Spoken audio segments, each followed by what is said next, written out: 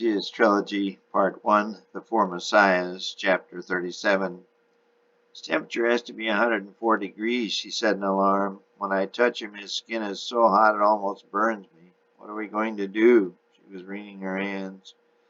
The doctor said to sponge him down with cool water and give him plenty of fluids, he said. I've been sponging him for an hour. He's been crying for 2 days, and he hasn't kept anything down either, she lamented. Try a little milk. Here, I'll dilute it with water. He handed her the goat's milk, which she gave to the feverish baby. He accepted it greedily, but was only able to take a few swallows. He began to shake slightly and then spit up all she had just given him. The shaking stopped, but the baby became very listless. His mother rocked him, and he began to cry again. Crying was better than no crying. Then she saw it. There was a green mucus coming from the baby's right ear. She nearly fainted. He saw it too and said, I'll see if I can get some help.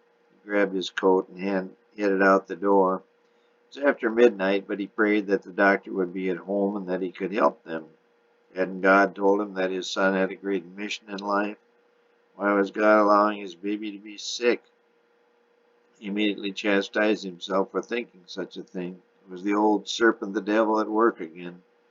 But even this old man was not going to let the devil beat him. Dr. Luke, he called as he rang the bell vigorously. Dr. Luke, he said more loudly, ringing again. Just a minute, a soft voice came from inside. The young and sleepy doctor came to the door. Zacharias, Luke said, rubbing his eyes, what brings you out so late at night, or is it early in the morning? You gotta come, Doc. Dr. Luke, little Johnny's very sick, Zacharias said. What's wrong? Luke asked. I don't know. He's been sick for 2 days. You gotta come quick, Doc. Let me grab my coat. It was only a 2-minute walk from the doctor's house to the priest's house. As they came through the door and saw the terrible scene, their mouths dropped open. Elizabeth lay faint in the rocking chair. Little Johnny was on the floor in obvious convulsions. Luke quickly raced over to the baby and picked him up. Get cool water, now! Old Zach went to the kitchen and was quickly back with the cool water. You have any alcohol? I think so. Get me some and then get me some smelling salts for her. Luke began dripping cool water on little Johnny's tongue. He hoped enough would be absorbed to ease the child's severe state of dehydration. By this time, Zach had aroused Elizabeth, and she was crying. I killed him! I killed him! The wailing got louder. Shut up and get me a pan of cool water, Luke yelled. Startled Elizabeth ran into the kitchen and was back in a few seconds with the water. Put a sheet in it, he ordered. Now sit right here and sponge his body, and you drip water on his tongue. He was now pointing at Zach. I've got to prepare some medicine. They did as he ordered. This new root powder from Egypt is supposed to help control convulsions. I've got to mix it into a paste, and then we can give it by rectum. But he's got diarrhea. He's had it for 2 days, Elizabeth said despairingly. We'll just have to get it in his rectum and squeeze like mad, Luke said. He feverishly began mixing the paste on the table. He noticed his hands were a little shaky. He didn't want this baby to die, nor any other for that matter. He would do everything in his power to get little Johnny through this. He sent up a prayer as he worked away. Flashing through his mind came all the events leading to Johnny's birth. Zach's stroke, the old woman working so hard to deliver Elizabeth's precious baby, and then the old man saying, his name is John. Luke realized there was something special about this boy. He must do his best to save the child, and he knew he needed God's help. The devil must not win this round. He got the paste mixed up and formed a small cylinder. Then he had Elizabeth hold the baby on its tummy, and he gently inserted the paste cylinder.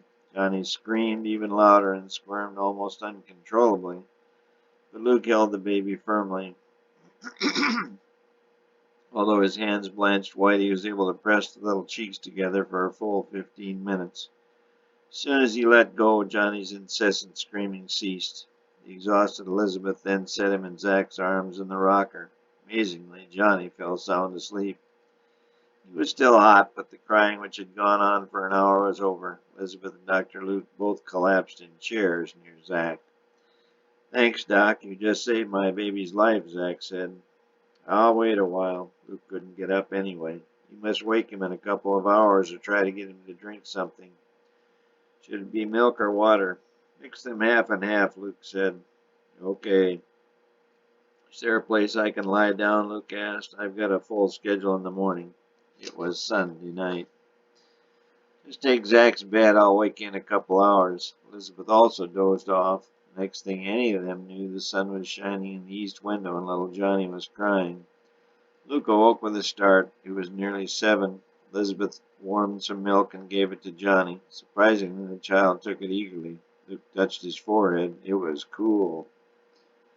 Amazing, he said. Johnny had a fine rash all over his body, but his fever was down and his appetite was back. Saved our son's life. We are eternally grateful, Zach said. Thank you, but I think the hand of the Almighty was here last night, Luke said. There have been a few cases similar to this reported recently in the JEM, Journal of Egyptian Medicine. A virus, they call it, some new variation on the usual illnesses we see in babies. When they get a rash, they seem to improve. If they don't get it, they don't do well. I wish we knew more. You will, Luke, you will, Elizabeth said, smiling brightly, the sun in her face and grateful happiness in her heart. I must go, Luke said, packing his medical bag. Thanks so much, Elizabeth said again. Thank you, son. God be with you and bless you, old Zach said. Luke walked out the door into the bright morning sun. A tear of relief came to his eye, but then he burst into the broadest grin that would be seen in the city that day. You know, there was a star, and then the angels came down and kissed the baby one by one. It was a beautiful sight. I shall never forget it. Mary could not stop talking. She hadn't been able to tell anyone her story. First of all, she knew no one would believe her. Second, she and Joseph were still concerned with the safety of their baby. Jesus, Herod had died, and they'd make their way to Nazareth. The children were all safe and so happy to see them. Joseph had gotten post through to Nazareth, but the mail was very slow and you never knew if anyone really got letters you sent. Clampett had been good to them in Egypt. They'd had a wonderful time, but they were so very happy to get home. Little Rachel was a year older, and she absolutely adored little Jesus. So how is it? Elizabeth asked. How's what? Mary played innocent. How's the love life? What's he like in bed? Mary blushed. Elizabeth. Well, Elizabeth said, pressing the issue. Oh, he's so wonderful, so strong, so sensual, so caring, Mary said, relaxing. Her blush faded. Lucky you, Elizabeth lamented. Her love life was over, but she still had Johnny. Did you have any time for honeymooning? Elizabeth went on. Well, yes, we stayed with my Uncle Clampett in his villa. I've never seen a more beautiful place in all my life. She didn't add that she had only been to a limited number of places. You are so lucky, Mary. I am truly blessed. Take care of your love. It's the most precious gift we have. Just then little Johnny raced into the room. He was not so little, 18 months old and 30 pounds. What do you feed that kid? Mary asked. Everything and anything. Since he had that virus, I've fed him as much as he'll eat. I want him strong for whatever might lie ahead of him, Elizabeth said. Didn't the angel tell Zacharias that Johnny would be the forerunner of the Messiah? Mary reminded her cousin. Isn't your baby Jesus to be the Messiah, the King of the universe? They stared at one another, full of smiles on their faces. That's what the angel said, Mary reiterated, yet found it hard to believe. You better be careful, Mary, or God will lock your tongue, like he did old Zach's. The ever-effusive Elizabeth began to laugh. Mary laughed with her. At the time, it had been a tragedy, but now it was almost comical.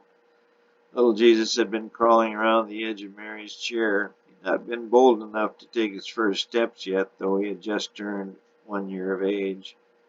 Look, Elizabeth said in astonishment. Mary looked, and the not-so-little Johnny had taken the little Jesus by the hand, and together they were walking across the floor toward the table. When they got to the kitchen chair, they turned back, big smiles on their faces. Mary opened her mouth, but no words came out. Then little Jesus walked slowly across the floor in unsteady steps, but he made it into Mary's arms. He walked. Did you see him? He walked. And you'll notice who helped him. Elizabeth was beaming. Mary was overcome with emotion. They looked at one another. When their eyes met, they both understood simultaneously and completely.